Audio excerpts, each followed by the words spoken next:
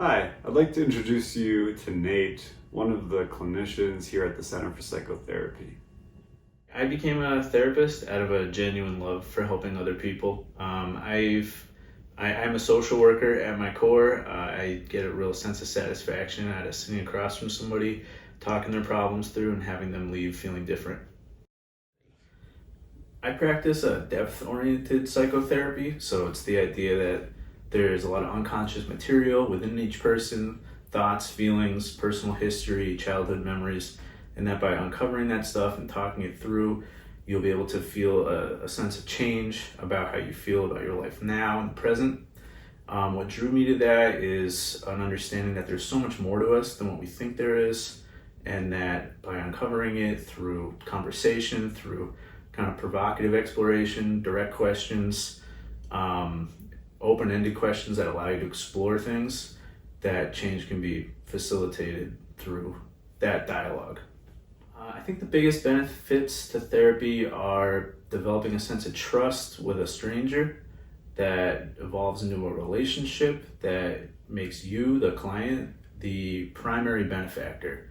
It's so rare in our lives that we have a relationship that's about us in a healthy way, and it's not a mutually reciprocal thing. Therapy is that. It gets to be about you for the amount of time that you're there, and by doing so, you are able to feel a sense of relief, a sense of satisfaction, a sense of humanity that doesn't get to be emphasized elsewhere in your life. When choosing a therapist, I think it's best to find somebody who you enjoy spending time with, first and foremost, who you can sit across from and feel comfortable, but also somebody that challenges you and isn't going to let you feel comfortable with your outlook on things. And that by challenging you, it leads to a better sense of understanding about yourself. I believe that a therapist should have as their values a sense of compassion and curiosity about other people. Also, a really good sense of confidentiality and discretion, that your business is private and that the relationship you have with the therapist is very secure. A lot of people come to therapy having had struggles with relationships off and on throughout their lives, and that the therapeutic relationship should first and foremost be a healing one rather than one that exacerbates your struggles with relationships. I enjoy spending time with friends and family. That's really important to me.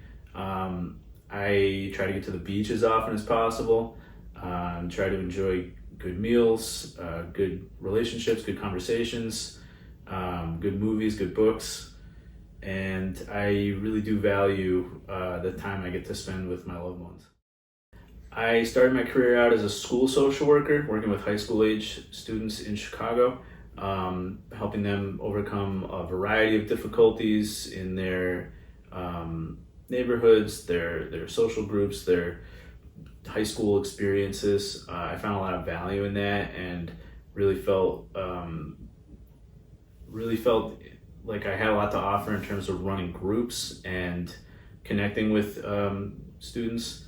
After that, I worked at psychiatric hospitals for about 6 years, helping acutely mentally ill people, especially suicidal people needing to detox from drugs and alcohol, and geriatric patients, people with dementia and Alzheimer's, which is mostly helping their families. And in doing so, I really got into grief counseling and substance use counseling and learned more of the specifics of those approaches.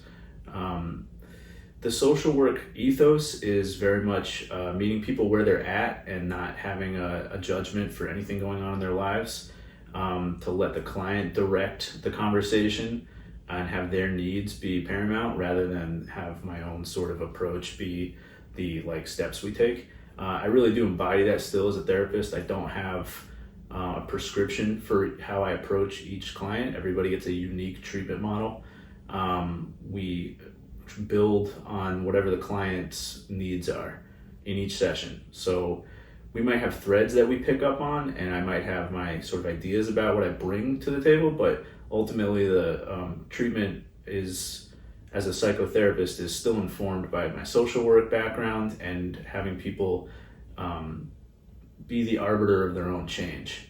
I do believe that change is something that comes from within, and that I don't necessarily catalyze change for anybody, but rather help facilitate them being the source of their own change. If I were not a therapist, well, there's a lot of jobs I could do, but I don't think I would really want to do anything else. I really enjoy being a therapist. It feels very integral to who I am as a person. I want to do therapy for the rest of my life. I used to joke around with colleagues that we would like die in a group someday. That just like, that's how this ends. There's no retirement. There's just do therapy forever, because it's not a job. It's a vocation. It's a lifestyle. I enjoy therapy thoroughly. I think about it constantly, and my free time, a lot of it is spent educating myself on new theories and ideas and treatment models and practices, and developing myself as a therapist, or going to conferences or going to workshops. So if I had to do something else, I don't know, probably a teacher, something like that. I am currently accepting new clients in person and via telehealth. I work out of the Center for Psychotherapy and Integrative Healing on State Street in Santa Barbara, and am available mornings and evenings.